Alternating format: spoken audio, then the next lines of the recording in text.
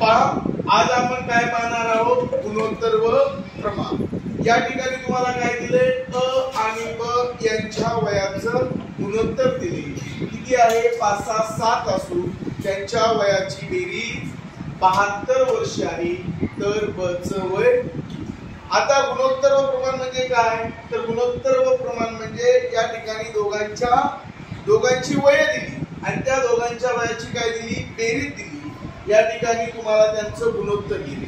गुणोत्तर देणं म्हणजे त्या दोघांच्या वयाचं संक्षिप्त रूप देणं, त्याला काय म्हणायचं? गुणोत्तर।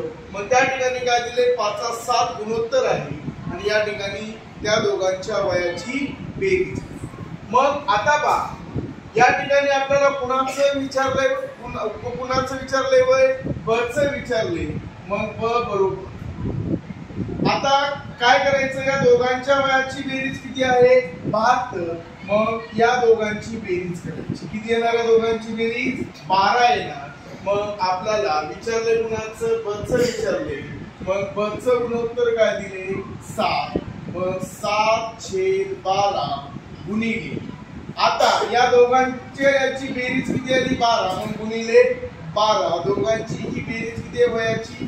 72। याचा छेद काय म्हणजे किती असतो? 1 असतो। मग 12 × 12 12 72, 7 × 42। हे कुणाचं वय आले? तर ब चं वय आले। जसं आपण ब चं काढलं तसंच आपल्याला अ चं सुद्धा काढता येतं। मग अ चं गुणोत्तर किती दिले? या ठिकाणी आपल्याला 5 दिले।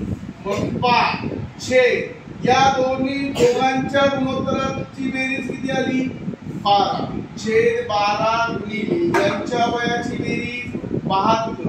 मग काय झाली? तर 12 × 12 12 72, 6 × 30। म्हणजे ब चं वय आले 42 वर्ष आणि अ चं वय आले 30 वर्ष। या दोघांची जर बेरीज केली तर दोघांची बेरीज किती येते?